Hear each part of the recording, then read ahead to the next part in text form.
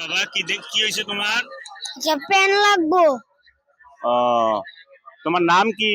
মোহাম্মদ জুনায়েদ শিকদার ইব্রাহিম। মোহাম্মদ জুনাইদ শিকদার ইব্রাহিম। হ্যাঁ। মাশাআল্লাহ, নাম তো অনেক সুন্দর নাম। তোমার দেশের বাড়ি কোথায়? মমিসিং। ও, তো এখানে কি করো? ঢাকা কি করো? ঢাকায় ভিক্ষা করতে আসি। তোমার আব্বা তোমার আম্মা নাই? আম্মু আছে, আব্বু নাই। আব্বু কি হয়েছে? ট্রেনের তলে পড়ে মারা গেছে। হ্যাঁ? আব্বু ট্রেনের তলে পড়ে মারা গেছে। আর আম্মু? আম্মুর অসুখ হয়েছে। আম্মু কি এখন বাসায় থাকে? হ্যাঁ। ও, তো তোমরা কয় ভাই কয় বোন? 2 ভাই 1 বোন। তুমি বড়?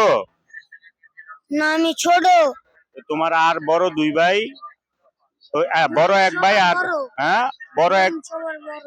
বোন সবার বড় হ্যাঁ। বিয়ে? না, ও, তো তোমার ভাই কি করে? আমার ভাই কারখানায় কাম করে। টাকা দেয় না? দেয় তো তুমি ঢাকা এসে ভিক্ষা করো কেন? না। 15 বছর ধরে ঢাকা। কে? আমরা তোমার আম্মু কোথায় এখন? বাসায়। ও, এখানে বাসা আছে? তো কি জানি দেখাইলে দেখি প্যান নাই। প্যান কি হয়েছে? দেখি দেখি দেখি, গেঞ্জিটা আগলি দাও তো, গেঞ্জিটা আগলি দাও।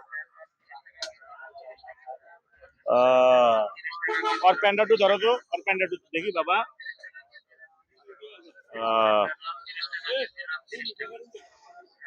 প্রিয় দর্শক, আসলে ওর প্যান্টটা চাইলাম, এটা আপনারা কি মনে করেন জানি না, হয়তো বা হাস্যকর ভাবে নিতে পারেন, কিন্তু ঘটনাটা খুবই দুঃখজনক। বাবা নাই, মা অসুস্থ অবস্থায় বিছানায় পড়ে আছে। তো এই ছেলেকে দেখার মতো কেউ নাই। এই যে অবস্থা, সে একটা প্যান্ট চাইলো, আমি তার প্যান্ট চাইলাম, কিন্তু ভালো বড় কোনো প্যান্ট পাই নাই। যেগুলি বড় আছে এগুলি আমাদের সাইজের। তো ঈদের সময় আমি তোমার আপাতত একটা প্যান্ট দেই।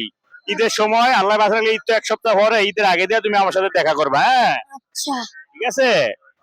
লেখাপড়া করাইলে করবা? হ্যাঁ। আসুই। হ্যাঁ। বাসাটা কোথায় এখানে তোমার? থিয়াবাড়ি। উত্তরা দিয়াবাড়ি? তাইলে ভাই এখানে কি দিয়াবাড়ি আছে?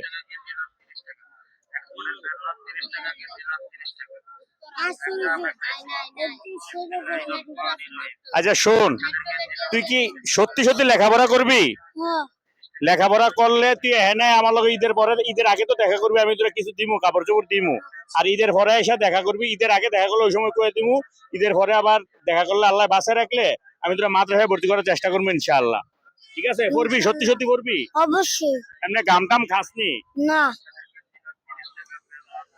প্রিয় দর্শক, আসলে আমিও খুব বড় মাপের মানে ইনকামের দিকে বড় না, কিন্তু এই ছেলেটার কথা শুনলেন, এরকম অগণিত অসহায় পথ শিশু আমাদের সমাজে বসবাস করে, আমাদের আশেপাশেই চলাফেরা করে, কিন্তু আমরা দেখেও না দেখার ভান করি। চায়ের দোকানে বসলে আমরা 100 200 500 টাকা খরচ করে ফেলি, কিন্তু এদেরকে 5 টাকা 10 টাকা দিতে আমাদের গায়ে অনেক বাজে, আমরা দিতে চাই না।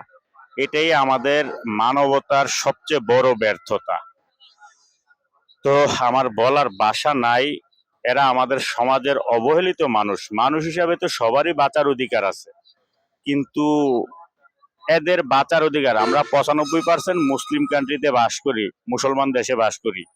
আরে আমাদের দেশের জাকাত ফেতরাগুলি দিলেও এই ধরনের অসহায় মানুষগুলি অন্তত মৌলিক চাহিদা মিটিয়ে চলাফেরা করতে পারে, থাকতে পারে। মৌলিক চাহিদার মধ্যে আমাদের সবচেয়ে বড় হচ্ছে অন্ন, বস্ত্র, বাসস্থান। অন্ন মানে খাবার, বস্ত্র মানে পোশাক, বাসস্থান মানে থাকার জায়গা। কিন্তু এই মৌলিক চাহিদা পূরণ করে থাকার মতো অনেক মানুষ আছে যাদের এই চাহিদাটুকু মেটানোর ক্ষমতা নাই, কিন্তু আমরা চাইলেই তাদেরকে অনেক কিছু করতে পারি, শুধু একটু ভালো মন মানসিকতা থাকলে। আমরা এটা করি না।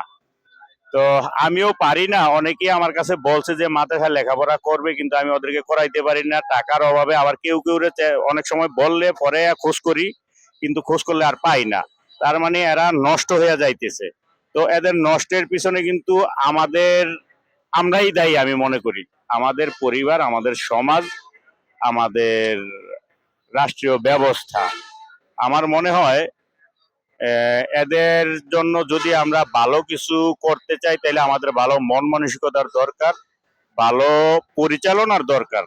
তো এদের ব্যাপারে যদি কেউ কিছু করতে চান আমার সাথে যোগাযোগ করবেন। আমি অনেক সময় স্বল্প আয়ের কাজ করি, এদেরকে সামনে ফললেও না দেখা এড়িয়ে যাওয়ার চেষ্টা করি। কারণ হচ্ছে এরা আমারে চিনে, তো বেশিরভাগ আমার দেখলে জ্বরে ধরার চেষ্টা করে বা একটু খাবার চায়। তখন আমি যতটুকু সম্ভব এদের পাশে দাঁড়াতে চেষ্টা করি। একটা পোশাক চায়, একটা প্যান্ট চায়, একটা গেঞ্জি চায় বা বিভিন্ন জিনিস চায়, দাবি করে। অনেক সময় যদি একটু দেরি করতে বলি তাহলে রাগ করে, যাতে যেমন তার বাবার সাথে রাগ করতেছে এরকম। তো আসলে এরা যারা পরিচয়হীন আছে এদেরকে আমি আরো কিছু পোলাপান নিয়ে এদেরকে মাদ্রাসায় ভর্তি করার চেষ্টা করবো। আপনারা যদি এই ভিডিওটা ভালো লাগে তাইলে আমার অতীতের ভিডিও আপনারা দেখছেন বা যারা না দেখছেন একেবারেই নতুন, তারা আমার অতীতের ভিডিওগুলি দেখবেন। আর আপনাদের কাছে একটাই দাবি, লাইক কমেন্ট শেয়ার করে আপনাদের মূল্যবান মন্তব্য অন্তত কিছুটা করে যাবেন।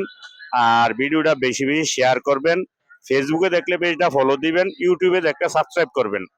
যদি সম্ভব হয় এইটুকু উপকার আপনারা করবেন। এইটুকুই, আপনার মোবাইলের মাধ্যমে আপনার লাইক কমেন্ট শেয়ার আর পেজে ফলো, ইউটিউবে সাবস্ক্রাইব, মানে আপনার মোবাইলের মাধ্যমে আপনি আঙ্গুলে একটা চাপ দিলে আমি এদের পাশে দাঁড়াতে যতটুকু সম্ভব রাব্বুল আলামিন আমার যতটুকু তৌফিক দেয় আমি এদের পাশে দাঁড়াতে উৎসাহ পাবো, উদ্বুদ্ধ হব। সর্বোপরি আপনাদের সবার মঙ্গল কামনা করছি, এই অসহায় মানুষগুলিরও মঙ্গল কামনা করছি। আপনারাও আমার জন্য দোয়া করবেন। সর্বোপরি মহান রাব্বুল আলামিনের সমগ্র সৃষ্টির মঙ্গল কামনা করে আজকের জন্য এখানে বিদায় নিতে যাচ্ছি। তো ওর জন্য ছোট্ট একটা প্যান আনছি। বাবা তুমি আমার সাথে আবার ঈদের আগে একবার দেখা করবে, হ্যাঁ? এটা ভালো তো পর এই সিরিয়াল ভালাই দিয়ে, হ্যাঁ ঠিক আছে। তো মহান রাব্বুল আলামিনের সমগ্র সৃষ্টির মঙ্গল কামনা করে আজকের মতো এখানেই বিদায় নিচ্ছি। আল্লাহ হাফেজ, আসসালামু আলাইকুম।